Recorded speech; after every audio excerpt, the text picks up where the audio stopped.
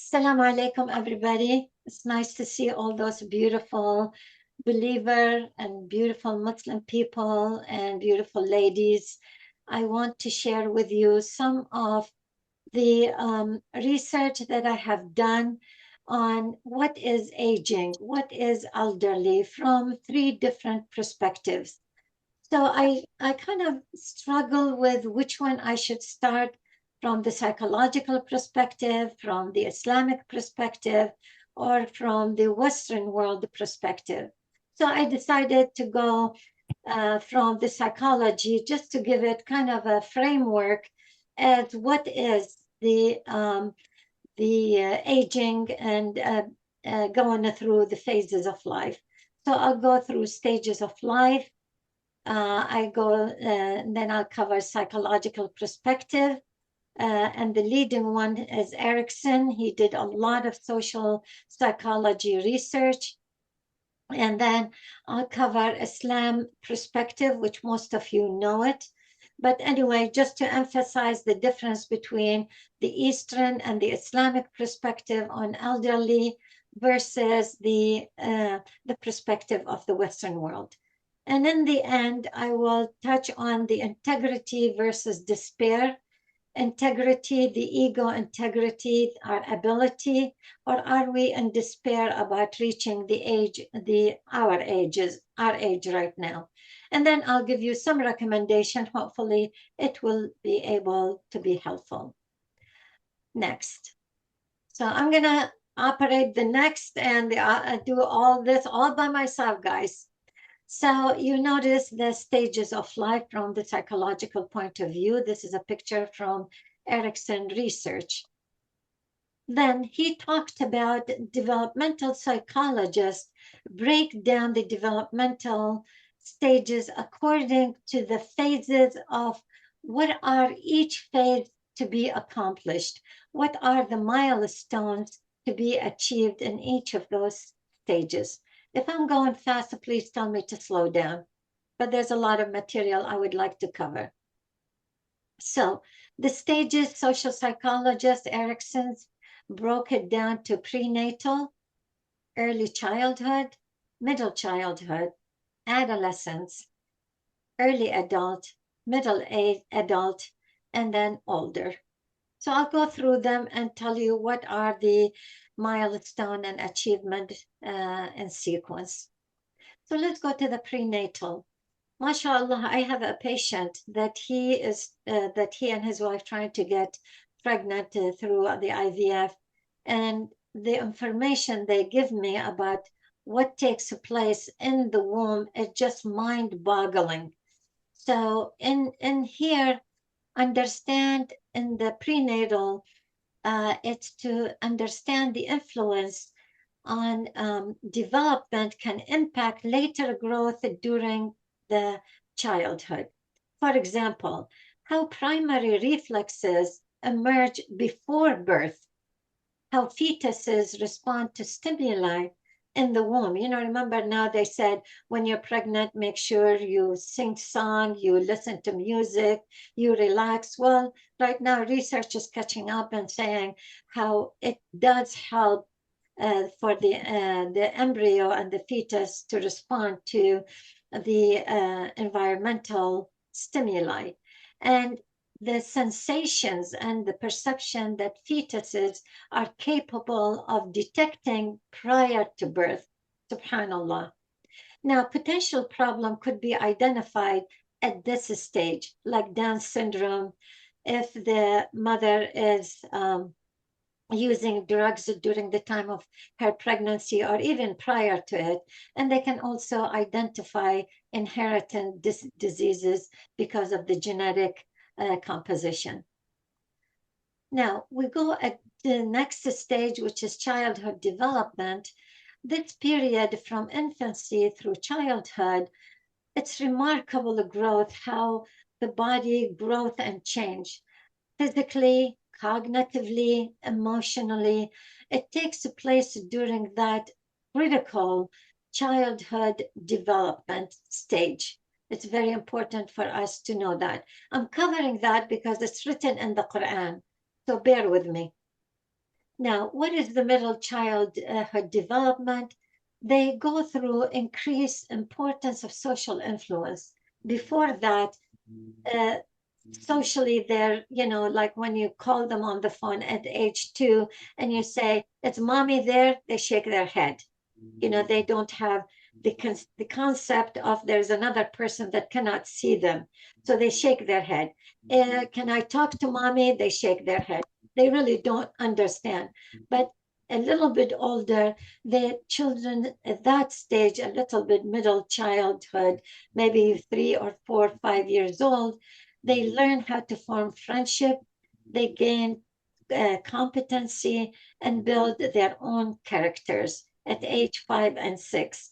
And so in psychology, when we want to find out if there is any trauma, we go back to that age of 5, 6, and 7 to see, because cognitive and relation and comprehension is already established. So they will be able to identify if there has been any difficulty. Now, adolescence, did I? Yeah, the adolescents, we all know very well that they go through psychological turmoil. They go through transition from childhood into almost adult, but not really into adult, if that make any sense. They're kind of, they don't know if they are, sometimes they behave like a child, sometimes they behave like a 60 years old. So that's the turmoil they go through. Because at that point, they're developing their identity.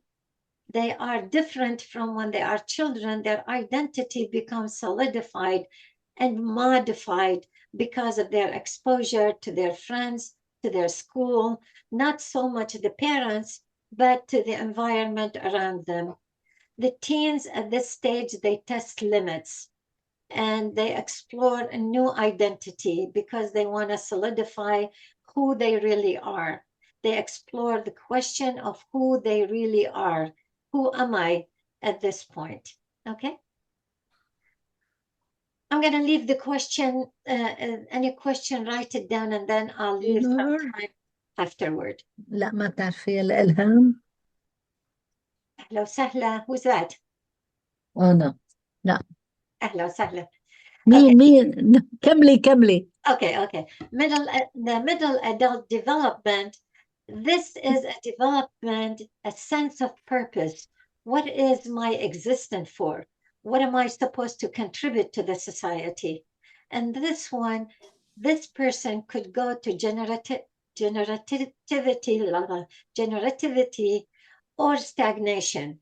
Either they get stuck at the age where right now we see a lot of our young people returning back home because either they just got stagnation because of disappointment in the society and they cannot get a job, they cannot afford a house, they cannot do that, or they become in a generatively excel in society. That's the middle adult. They have to find a purpose in their life. They need this will be passed on to the next generation, because if they accomplish through their activities, through their membership, through their community involvement, this will benefit the next generation. This is the middle adult. Now, the middle adult. Now, the early adult development, forming and maintaining relationship. Please pay attention to this one because I'm going to visit it again about how important developing relationship and maintaining it in a sort of healthy way, because it helps bond the building bonds between people. They learn how to do intimacy with vulnerability, because intimacy requires you to be vulnerable, to be open, to express your feeling to a person that you can trust and believe that they will not betray you. So close friendship starting, and then by starting a family, obviously it's going to increase that ability to have that connectedness and social group. That's their function and their task to achieve at that stage. Now, older adult, this period has been known as to associate with poor health. Although research and the finding right now, they see people who've been active even beyond the age of 80 and 90. I mean, I stayed working till about 70, middle of age 70. And if Kaiser was environmentally supportive to what I was doing, I think I would have stayed till about 80, 85, honestly. Alhamdulillah, so it doesn't mean you have to identify the older age by poor health. As I said, right now the research is showing 80s and 90s are still very much active. Some they go through decline, mental decline, like dementia, and dementia could be related to genetic background in your family background, or it could be because of the way you conducted your life and the medication that the Western world imposes on taken. So there has been a link between dementia and the medication one take, and of course genetically and familial relation has a lot to do with it. So Erickson called this period, and the period we are in life right now, is, he calls it ego integrity versus despair. And I will touch on that one. That's why I highlighted it. This is the time in our life to sit back and reflect on life. What did I accomplish? Where did I miss? How could I have done it differently? What are the contribution I'm going to be and the legacy I'm going to leave behind? Okay. Now, where does You called it ego what? it's ego integrity. Integrity, okay. Yeah, or despair, depending on your mental and cognitive and focus on how you're thinking about yourself and your achievement in life. Okay. Now, Inayat, be kind enough to read this for me. This is from Surah Al-Hajj, 222. Bismillah ar-Rahman ar-Rahim. I think it is, yeah, Surah Al-Hajj. يا أيها الناس إن كنتم في ريب من البعث فإنا خلقناكم من تراب ثم من نطفة ثم من علقة ثم من مضغة مخلقة وغير مخلقة لنبين لكم ونقر في الأرحام ما نشاء إلى أجل مسمى ثم نخرجكم طفلا ثم لتبلغوا أشدكم ومنكم من يتوفى ومنكم من يرد إلى أرذل العمر لكي لا يعلم من بعد علم شيئا وترى الأرض هامدة فإذا أنزلنا عليها الماء اهتزت وربت وأنبتت من كل زوج بهيج. Translation for those of you who do not speak English, Arabic. I can read it in English if you like. Okay, please do. O mankind, if you are in doubt about resurrection, then recall that we created you from dust, then from a drop of semen, then from a clot, then from a piece of flesh, either shaped or unshaped, so that we manifest our power to you. We retain in the wombs whatever we will to a specified term. Then we bring you out as babies. Then we nourish you so that you reach your maturity. And among you there is one who dies, and among you there is one who is carried to the worst part of the age, so that he knows nothing even after having knowledge. And you see the land dry. Then once we send down water in it, it stirs and swells and puts forth every pleasant pair of vegetation. I read it from my phone. Sorry, I didn't. That's fine. That's fine. It's very similar to the one we have over here. So the beauty of what the Quran has captured in this ayah, it's like we created you from dust, and we are capable of bringing you up and going through the different phases. As I said earlier, Erickson had talked about the different phrases. In our Quran, it's already been established without having to go through the research. And I was just dumbfounded how beautiful it was in the Holy Quran. It's specified there. Let's go to the next one. Again, Joan, do you want to read that one? Oh, sorry. Allah mentions in the Quran the stages of his creation in the womb. The life stages a human possess through are determined by many factors.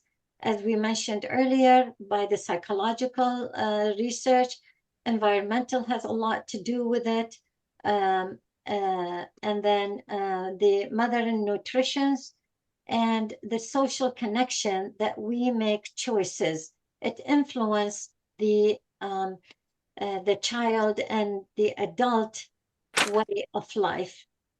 Who likes to read it in English? Joan, do you have it? You're talking about Surah 71, Ayah 14? Yes. Sorry. You cannot see it on my view here?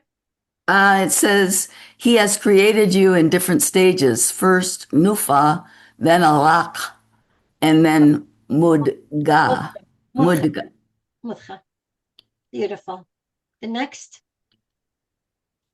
Al-Muminun. We made the Nufa into a clot, a piece of thick coagulated blood. Then we made the clot into a little lump of flesh.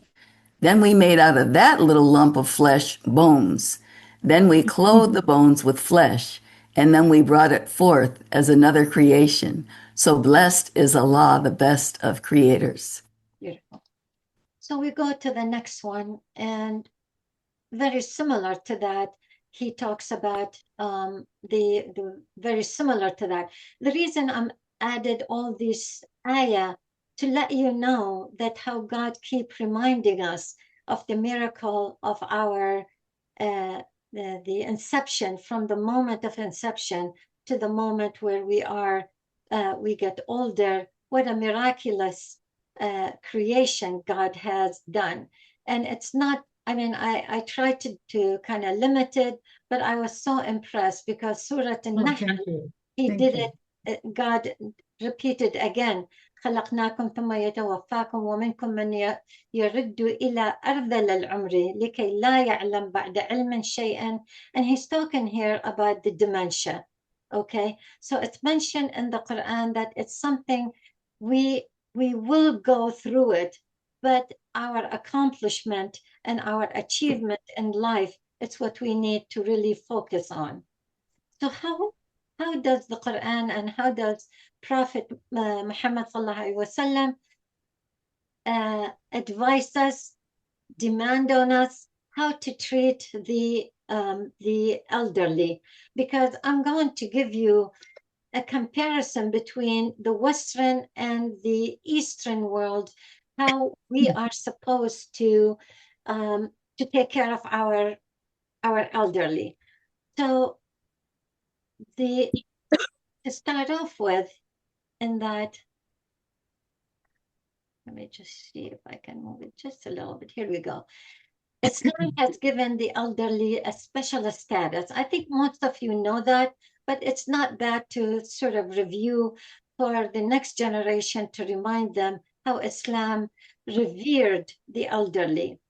As there are several texts in the Quran, and as you notice, I chose about 4 or 5 of them. It commands Muslims to respect and honor the elderly. An elderly person has a high status before Allah. And Allah and the Prophet sallallahu alaihi wasallam, particularly in those who are a believer. Honoring them is synonymous. Please hear that. Honoring them is synonymous with honoring Allah and His Prophet. The Holy Prophet was reported to have said, honor the elderly because honoring them is part of honoring Allah. Okay, in verse 54, I reverted back to English. Allah emphasized the natural process of aging. It is Allah who created you from a state of weakness. Then He gives you power after weakness. Then after power, He ordained weakness, and old age. He creates whatever he wishes, and he is the all-knowing, all-powerful. What does that mean to us? It's the wisdom of God. We don't know what is his wisdom. And this ayah does not clarify it, but it tells you the stages in which we are going through. Likewise, in the verse of the 68 in the Quran, Surah Yasin, it said, and whomever we give a long life. Listen to this, how beautiful. It is God's choice to give us long life or short life. He determined it for whatever wisdom he has, and we have to believe in that. Said, we cause him to regress, mean we, God, cause him in regress, to regress in creation. Then will they not exercise their reason? Furthermore, in believing in the wisdom of God without questioning, we don't have alam al-ghayb, we don't know the unknown world, but God does, and we have to believe in the wisdom. Why do we have to go in regression? Prophet Muhammad sallallahu alaihi wasallam said, whoever honors the gray hair to old age, Allah will definitely save him from the panic of the day of judgment. Again, Prophet said, the elderly among his family is like a prophet among his community. Why is that? Because of the experiences and the accomplishment and the achievement that we have achieved throughout our life. The emphasis here indicates that caring for the elderly is not just a social duty upon us or upon our family and upon our young people, but it is a form of worship and a mean to get closer to God and his rewards. All right, Inayat, go for it. بسم الله الرحمن الرحيم. ووصينا الإنسان بوالديه حسنا حملته أمه كرها ووضعته كرها وحمله وفصاله 30 شهرا حتى إذا بلغ أشده وبلغ 40 سنة قال رب أوزعني أن أشكر نعمتك التي أنعمت علي وعلى والدي وأن أعمل صالحا ترضاه واصلح لي في ذريتي إني تبت إليك وإني من المسلمين. Bravo. Who likes to read it in English? Giti? No. No? Okay. Najwa?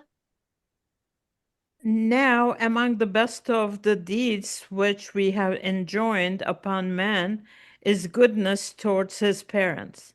In pain did his mother bear him, and in pain did she give him birth.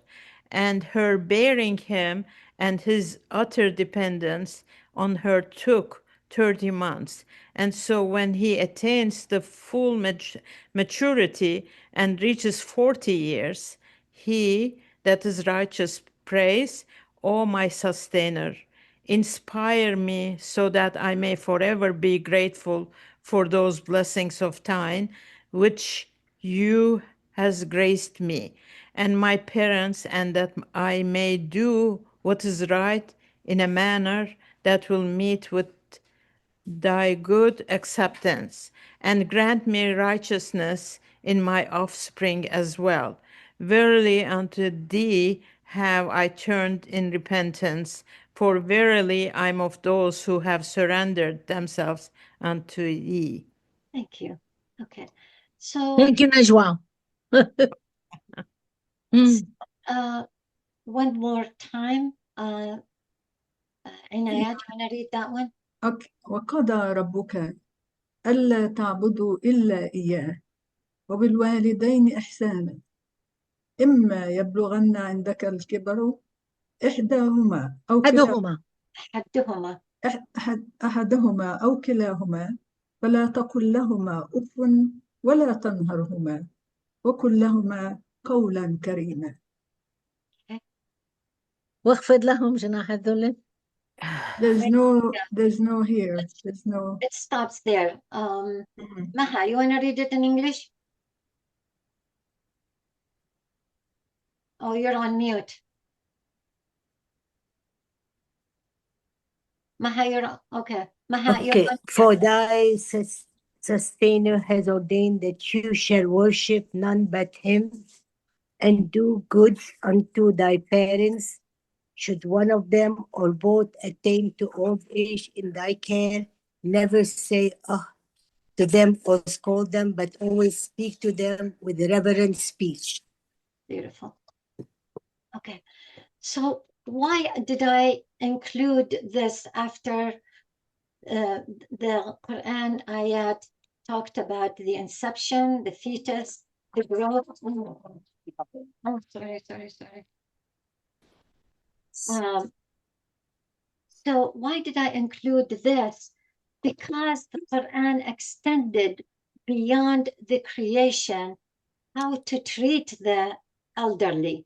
It's almost a compulsory upon the young generation to begin to appreciate, to revere the the elder, and not to, as the Western world, as I will go over the Western world perspective, you will see the difference between what our Quran, what our faith instruct us to adhere, to command how to treat the elderly one by one, be it an elderly parents, an elderly person, an elderly friends.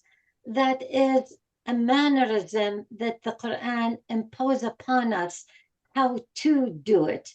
How beautiful is this that he takes the time to instruct us how to have this respect to the elder. And we need to remind our children, our grandchildren, our people that we have relationship, that how Islam revere in the Holy Quran, it contributed so much time and effort into this instruction.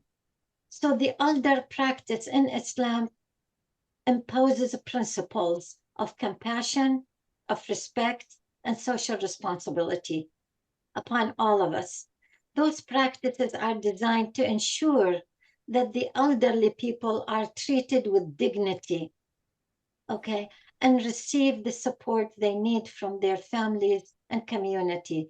It's like we paid forward, and now it's time. I had my sister over here, and it was interesting how she said, she's a little bit older than I am. She said, Ilham, now I paid forward. I finished my job. I raised my children. I put them in college. I married them. They have their own children. It's time for them to pay backward as I paid forward to them. I thought that was so beautiful when she said it. There's an expectation that we paid forward, and it's time for us to get the fruit of what we have planted. Now, the Quran necessitates the practice. What is compassion?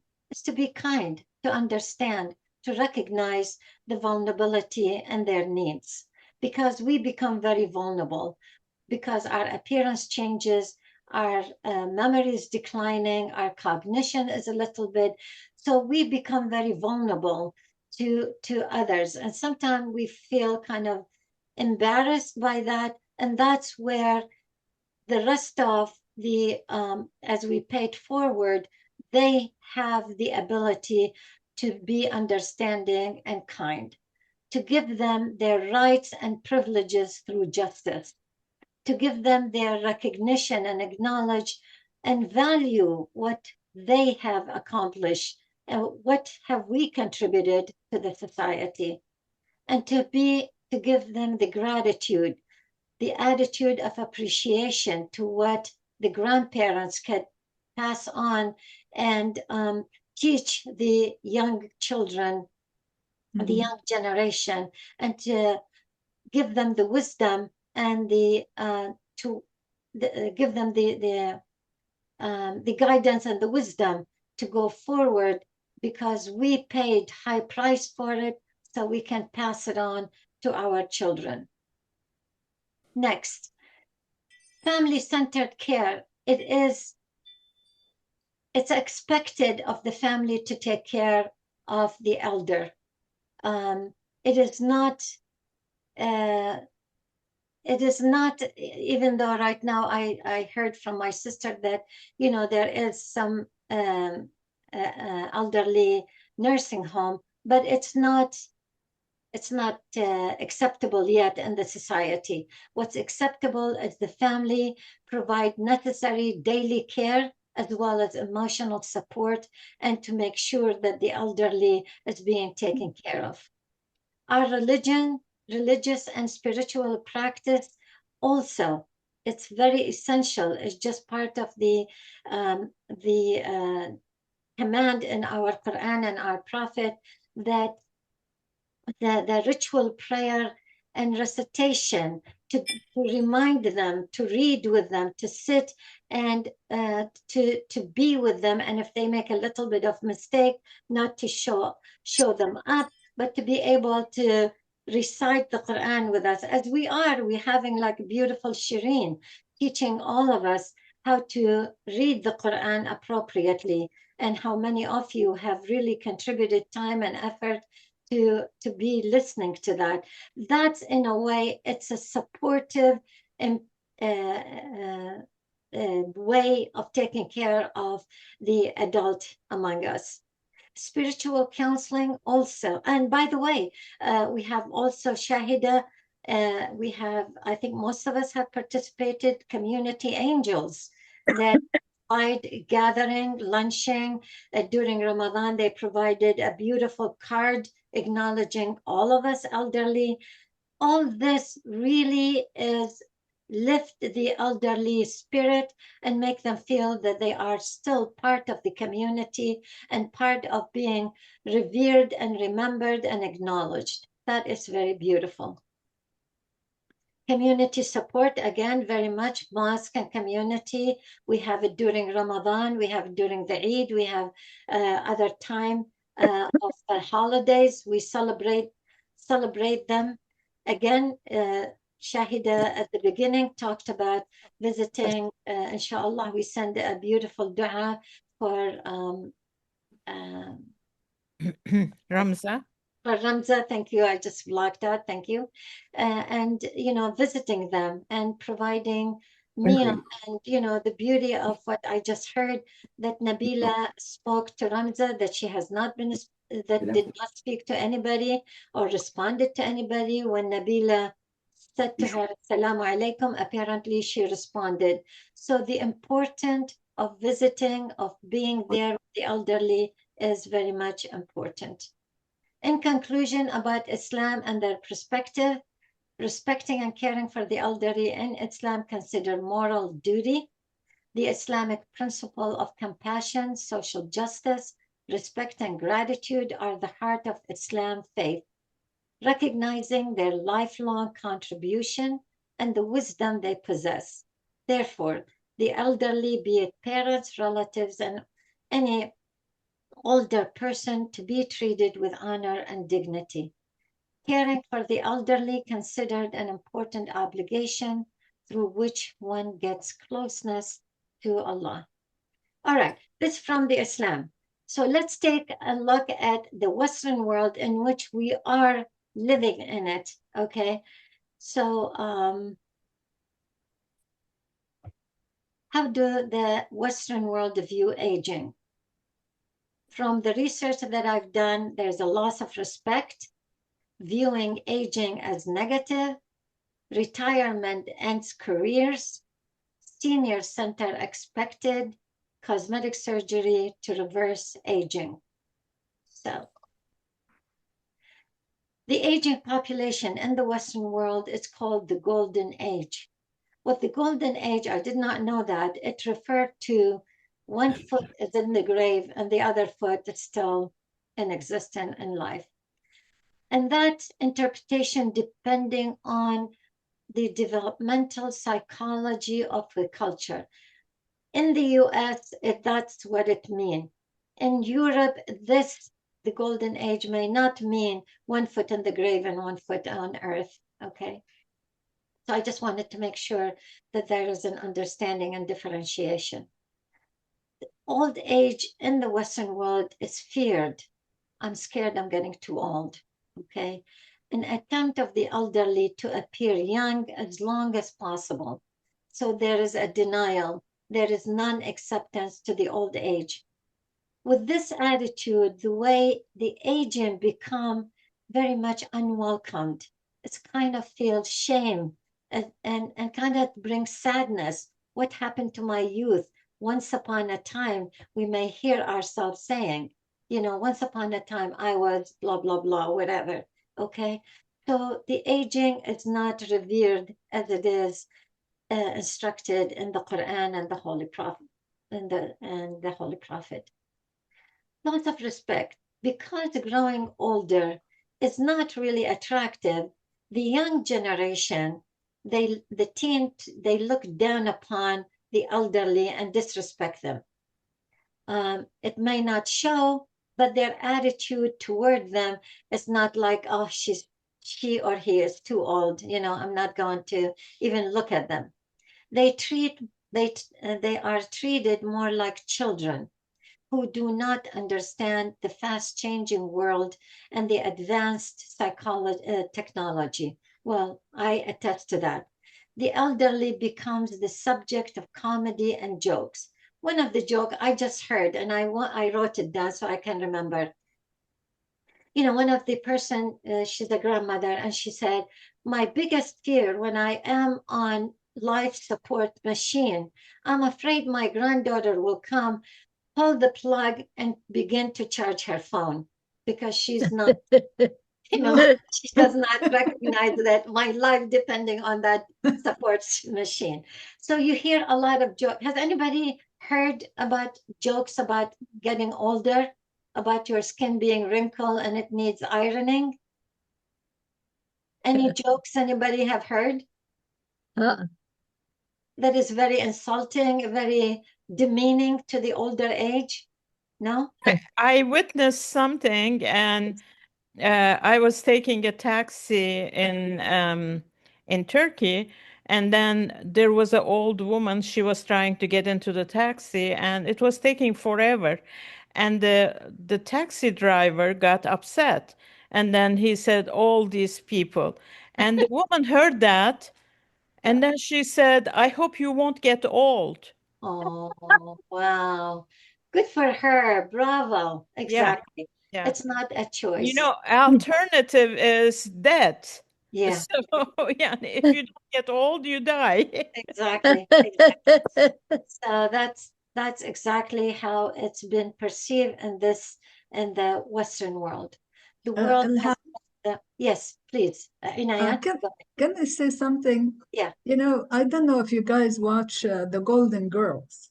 Yeah. Oh yeah, You all know, the time. I really like it because it shows that, you know, older people can get together and maybe form friendship. Yeah. And I think I like it. I don't know, but Well, look what we're doing, Inayat. Look at the with the beautiful around you. with the exception of Blanche, Exactly. I like the rest of. So Inayat, I told you to come over. I think it's something nice, you know. yeah, it is. I actually invited myself to go to Gitti and have a cup of tea with her. Right, Gitti? Yes. Okay. So the young generation then find them to be a burden and unresourceful. Okay. View aging as negative. In general, aging viewed as negative, regardless of what age you are.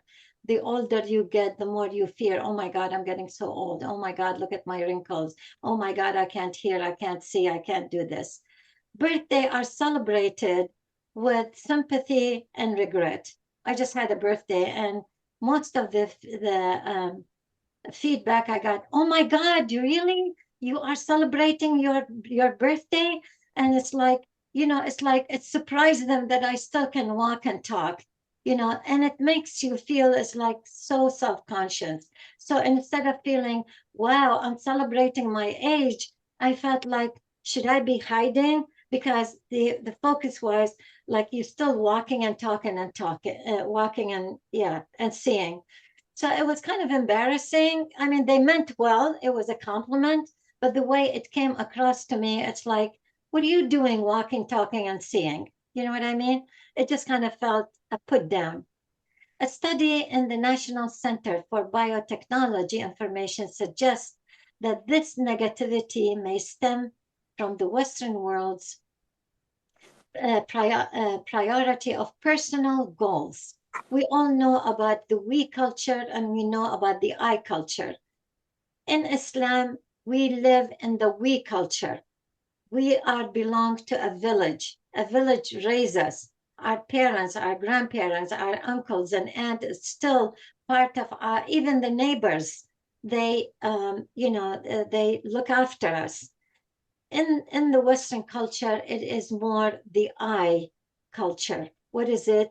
What's it for me? It's the family since the Industrial Revolution become isolated, and then the I culture became more popular than the we culture. The older they get, the more they think about what they have not accomplished yet. I think, Maha, you asked me that question, and I said, I will try to answer it because of what's happening. And once again, if you look at the next one, cosmetic surgery becomes a trend to reverse the aging. And I have to admit, I use needles because I didn't want my wrinkles to show. So somebody suggested, which puffed my face to no end, and it looks horrible.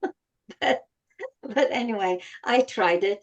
Okay, so the outer appearance in the Western culture is much more important than we value the wisdom and the contribution of not the appearance, but what we have contributed.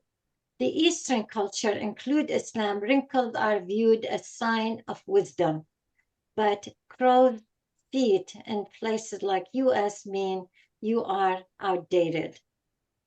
Why is that? Because it's a capital system, commercialism and makeup, from the celebrity and all this, we watch them. I mean, I don't know. I don't like to watch American movies because I like to watch more European and British because they're actresses, more ordinary people. They're not all, 36, 24, 36. They're all gorgeous and they're all beautiful and they all this. I mean, there few of them, yes, like Diane Keaton dared to wear eyeglasses and act. And right now, a lot more older actors and actresses coming forward and showing the maturity and the wisdom and the beauty of what they have accomplished in life, and they're putting it on the screen. So all this is kind of becoming against the movement of the Western world that youth is more preferred and have more opportunity. Apparently, Hollywood is discovering an older actors and actresses to come forth and, revive them to give us a better look rather than just all the gorgeous looking people that went through million cosmetic surgery. Now, retirement ends the career over here.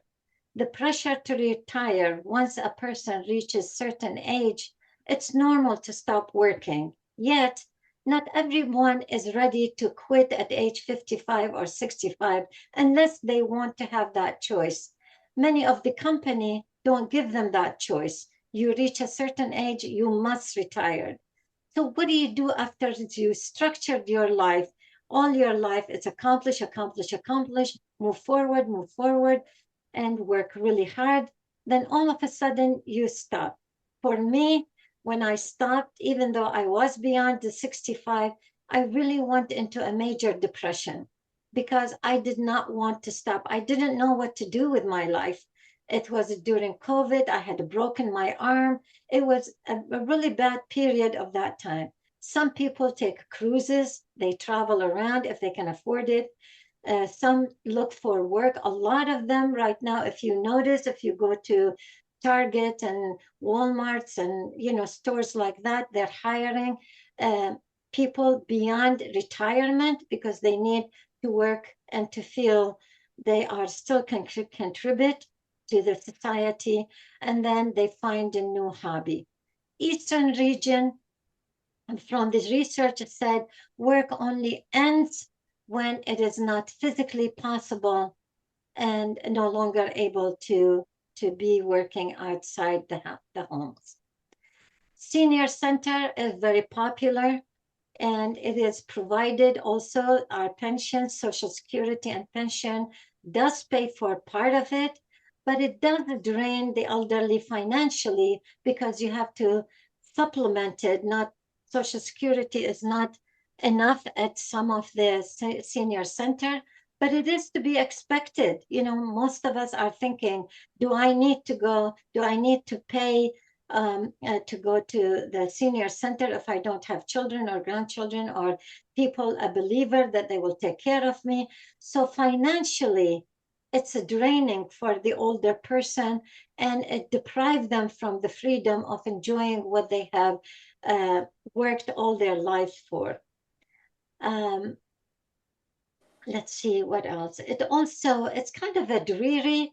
I know quite some of the patient I work with, and they feel it's kind of like isolating. I have to start a whole new way of living, getting to know new people, and they're all older. I don't want to be with older people. I want to be with younger people. Actually, my realtor, when she was negotiating about this house for me, she said, Ilham, I don't think, one thing I have to tell you, and to be honest with you, most of the people around here are young and they have children. I wonder if that's something you like. And I go, yes, I want to be living around young people. I want to see children and sound and life. I don't want to be stuck in a home where there's a lot of, kind of despair and facing the end of their life. No, I want to be part of life and part of society that I contributed so much. In conclusion, as we compare Islam guidance and the way we are living over here, we see that we are, as a migrant, most of us are immigrant, that we're struggling into which one are we? Where is our identity? Are we in the integrity or are we in the despair? Okay, society should honor the experience that we gained through this life. The next slide, it tells you, I know I kind of made it doom and gloom, but I want to lift our spirit with Erickson as he described integrity versus despair. How am I doing on time? Am I okay? I only got a few more slides. 1, 2, 3. Can you bear with me? Yes? Okay. So Erickson is the founder, actually, and he's very revered in his research in social psychology. He said, integrity versus despair. Now, what is the meaning of that? Have we accomplished or have we failed? So integrity involves looking back at life, feeling satisfied that life was well lived. He also termed it as ego integrity, which means the ability, because some of us don't want to look back. Everything I done was awful. We're apologizing even for our children. Sometimes our children are ungrateful. You hit me, or you did not take me to school, or you were not there at sport with me, or this or that. And we're apologizing right and left. And sometimes our mind is just focused on that. I did not do enough. But some of us have to look at the ability that we raised the children, that we negotiated immigration to immigrate from one society that is totally different than another society, that we embraced Islam in a Islamophobic society. All this are the the ego integrity that we need to look at.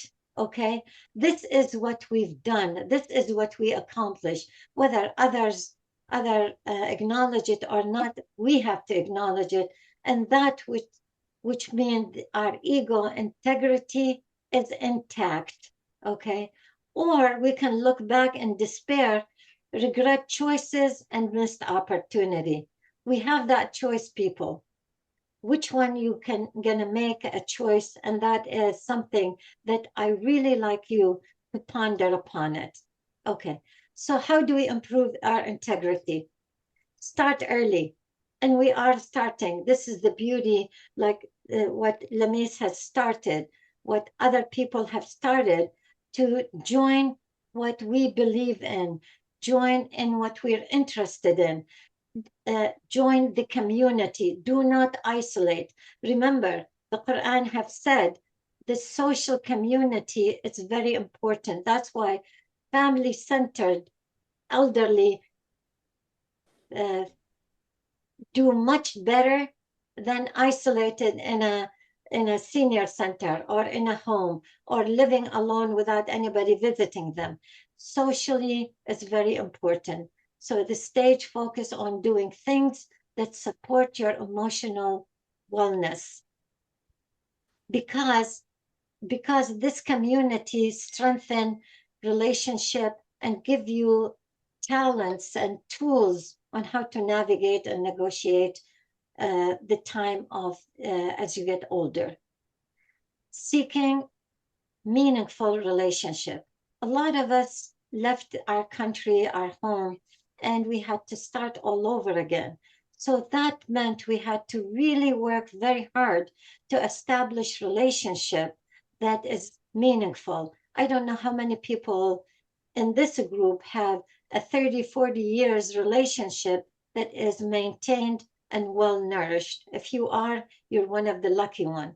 Some of us may not have been lucky enough because we kept moving from one place to the next to the next. So when you have a meaningful relationship, revere it, treasure it, make peace with a relationship that is not so strong, or there is some negativity. Try to reach out, be it with text, be it with social technology.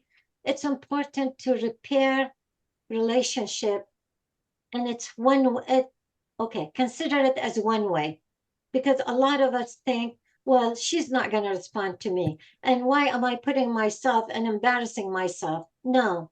So if somebody does not say back to you, Assalamu alaikum, you reach out and you say, Assalamu alaikum wa rahmatullahi wa barakatuh, because in Quran, it's instructing us to do better when you are greeted, do better greeting, okay? Whether it's responded back to you or not, it is for you. Do it for yourself, not for them to respond back to you.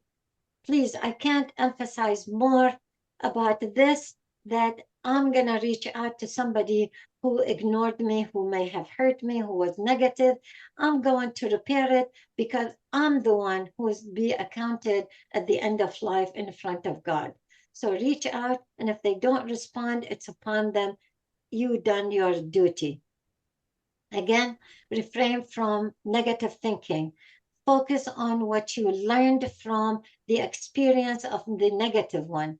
My mother used to say when I was young, I was thinking, like, what's she saying? She kept saying anything bad happened to her or unfortunate. She said, God has wisdom in it. What is your wisdom? What do you want me to learn? She literally was talking to God out loud, and I thought my mom was cuckoo. I have to go into psychology to understand what she was talking about. Now I do understand. She's asking God, why are you putting all this upon me? What is it you want me to learn from it? What is it I'm supposed to gain from it? So now I do know. I do talk to myself as well. And sometimes, as Lamitz used to say, when we pray, we're talking to God. When we do, what is it, Lamitz? And when we do dua, he responds back to us. One professor, I took her out to lunch. She's the one who hooded me.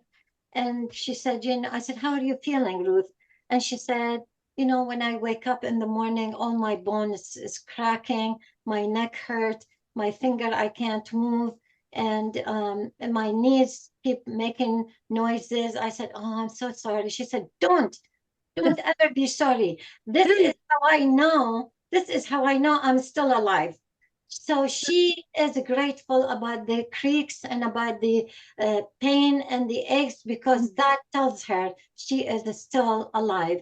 So I want you to focus on, are you still breathing? Are you still talking? Are you still seeing? Are you still having beautiful children and neighbors around you? Do you still see the succulent and the green around you? So please remember to be grateful for things that it is around you. How to decrease despair? Reach out to others. Focus on building social support, discussing your feeling with friends that are safe and you could be vulnerable with them. Focus on positive, like we said. Exploring new experiences. Thank you, Inayat. When I moved to Sierra Madre, Inayat was my next door neighbor. And she said to me, Ilham, I will take you to the senior center and they have all kinds of activities and I'm right here. You don't know how that gave me such a beautiful comfort, because I was so scared at this age moving to a new area, but knowing I have a friend and a neighbor that was able to give assurance, that was beautiful. Engage in a spiritual practice as we are doing now. Get help if you need, if there is disparity, if you're feeling depressed and sad, please consider to talk to an imam, to talk to a counselor. We all have in our mosques and in our community people that we could reach out and they could give us the help we need. Last one, Inayat, you will end up with this beautiful ayat, Surah Yusuf. أعوذ بالله من الشيطان أعوذ بالله من الشيطان الرجيم بسم الله الرحمن الرحيم. This is actually from Surah Yusuf, which I really love it so much because it has so many, proverbs and things that we should learn from. ورفع أبويه على العرش وخروا له سجدا وقال يا أبتي هذا تأويل رؤياي من قبل قد جعلها ربي حقا وقد أحسن بي إذ أخرجني من السجن وجاء بكم من البدو من بعد أن نزغ الشيطان بيني وبين إخوتي إن ربي لطيف لما يشاء إنه هو العليم الحكيم. This is a beautiful, really, verse. Yeah, I agree. John? Unmute. You want me to Thank read you. it? And he raised his parents to the highest place of honor, and they all fell down before him, prostrating themselves in adoration. Thereupon Joseph said, O my father, this is the real meaning of my dream of long ago, which my sustainer has made come true. And he has indeed good to me. He was indeed good to me when he freed me from the prison, and when he brought you all unto me from the desert, after Satan had sown discord between me and my brothers. Verily, my sustainer is unfathomable in the way he brings about whatever he wills. Verily, he alone is all-knowing, truly wise. Beautiful. Mm. Beautiful. Do you see the gratitude? Do you see how he put his parents? And hopefully this verse and this surah and ayah, it really is our guiding to how we need to be treated and demanded from our people around us. Demand people, okay? We deserve it. So I'll stop here. If there's anybody have a question or answer, I know I kind of went 15 minutes ahead, but you guys stole from me the first 10 minutes of my time. Ilham? I apologize. Okay, go ahead. Yes, Inayat. I just also wants to mention, because you brought up this Yusuf's surah, it also teaches something, that the parents should not really make a differentiation between each child. You are smart and he is dumb. You are successful and he's failure. So the parents also have roles to really raise the children, so the children were raised in a healthy way and also contribute to their parents. So we shouldn't really forget that too, that the parents should be also good to their children, and of course the children should be good to their parents. That's it. That's all what I wanted to say. Beautiful. Thank you.